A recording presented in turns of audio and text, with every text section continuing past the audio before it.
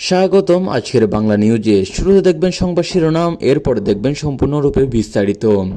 এবার আওয়ামী লীগ নির্বাচনের আগে মাঠে নামবে, বললেন সজীব ওয়াজেদ জয়। এরপর দেখবেন সমন্বয়কদের নিষিদ্ধ করা জরুরি, বললেন সেনাপ্রধান ওয়াকারুজ্জামান। এরপর দেখবেন রাজধানীতে আওয়ামী লীগের জটিকা মিছিল দেখা গেল। এরপর দেখবেন নির্বাচন আওয়ামী লীগের নয়, এটি রাজাকারী নির্বাচন, বললেন কাদের সিদ্দিকী। 50% ভোটার যদি ভোট দিতে না আসে তাহলে সেই ভোট অবাঞ্ছিত ঘোষণা হবে, বললেন জাতিসংঘ। সকালেই পঞ্চগড়ে জামায়াত বিএনপি সংঘর্ষ পঞ্চগড় জেলার মধ্যেই। এবং সর্বশেষ দেখবেন দেশে এখনো 55% আওয়ামী লীগ WX এর জরিপে উঠে গেছে। এতক্ষণ শুনলেন সংবাদ শিরোনাম, এবার দেখবেন সম্পূর্ণরূপে বিস্তারিত।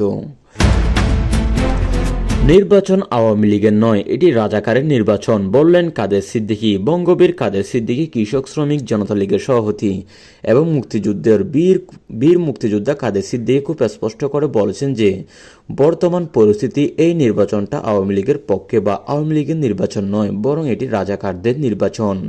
1971 সালে মুক্তিযুদ্ধের সময় পাকিস্তানপন্থী যুদ্ধাপরাধীর সহায়ক লোকদের নির্বাচন হয়ে গেছে। তিনি মনে করেন আওয়ামী লীগকে নির্বাচন থেকে সম্পূর্ণ বাদ দেওয়া হয়েছে, যা একদম অন্যায় এবং অগণতান্ত্রিক। আওয়ামী লীগ ছাড়া এমন নির্বাচন কখনো জনগণের কাছে গ্রহণযোগ্য হবে না।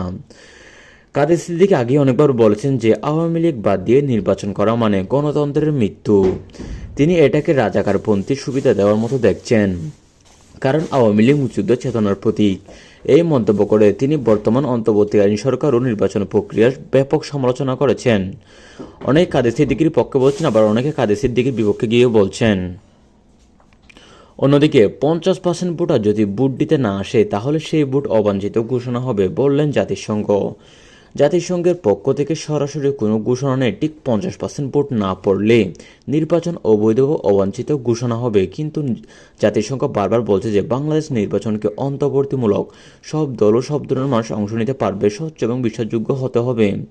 যদি দেশের বড় অংশের মানুষ, যেমন আওয়ামী লীগের সমর্থকরা, যারা দেশে প্রায় অর্ধেকের কাছাকাছি বলে মনে করা হয়, নির্বাচনে অংশ না নেয় বা ভোট না দেয়, তাহলে নির্বাচন গ্রহণযোগ্যতা খুব কমে যাবে। জাতিসংঘ এবার নির্বাচনে কোনো পর্যবেক্ষক পাঠাবে না বলে জানিয়েছেন, কারণ সাধারণ পরিষদ ও নিরাপত্তা পরিষদ ম্যান্ডেট ছাড়া তারা পাঠায় না। এটা থেকে অনেক ব্যাখ্যা করেছে যদি ভোটার টার্ন আউট খুব কম হয়, যেমন অর্ধেকেরও কম লোক ভোট দেয়, তাহলে নির্বাচনকে আন্তর্জাতিকভাবে পুরোপুরি গ্রহণযোগ্য বলা কঠিন হবে এবং অগ্রহণযোগ্য ঘোষণা হবে। জাতিসংঘ শুধু বলেছে তারা বাংলাদেশের জনগণের রাজনৈতিক আকাঙ্ক্ষা সমর্থন করবে। অন্যদিকে সকাল থেকে পঞ্চগড়ে জামায়াত বিএনপি সংঘর্ষ। পঞ্চগড় জেলা, বিশেষ করে দেবীগঞ্জ উপজেলা এলাকায় বিএনপি এবং জামায়াতের ইসলামী নেতা কর্মীদের মধ্যে বিশেষ কয়েকবার সংঘর্ষ হয়েছে। এটা মূলত নির্বাচনী প্রচারণার সময় ঘটেছে, যেমন নির্বাচনী পোস্টার, বিলবোর্ড টাঙানো, দাড়িপাল্লা, জামায়াতের প্রতীক ঝুলানো। এলাকায় প্রচার চালানো বা অবস্থান নেওয়া নিয়ে ঝগড়া থেকে মারামারি শুরু হয়। কোথাও কোথাও চেয়ার বসানো বা গাড়ি রাখা নিয়ে ঝামেলা হয়েছে। পঞ্চগড়ে সরাসরি বড় সংঘর্ষের খবর কম হলেও দেশে অন্যান্য জায়গায় যেমন নৌকা, ভোলা, শেরপুর বিএনপি জামায়াতের মধ্যে এমন ঘটনা বেশি ঘটেছে, কারণ এখন দুই দল আলাদা আলাদা প্রার্থী নিয়ে নির্বাচনে লড়েছেন, তাই একই এলাকায় প্রতিদ্বন্দ্বিতা বেড়েছে। পরে পাল্টাপাল্টি অভিযোগ উঠেছে, একে অপরকে হামলার প্রচারের বাধা দেওয়ার ইত্যাদি দুঃসুখ করেছে। কিছু ক্ষেত্রে আহত হয়েছেন, কিন্তু বড় ধরনের রক্তপাতের খবর কম। এইসব ঘটনা নির্বাচন আগে উত্তেজনা বাড়িয়ে দিচ্ছে।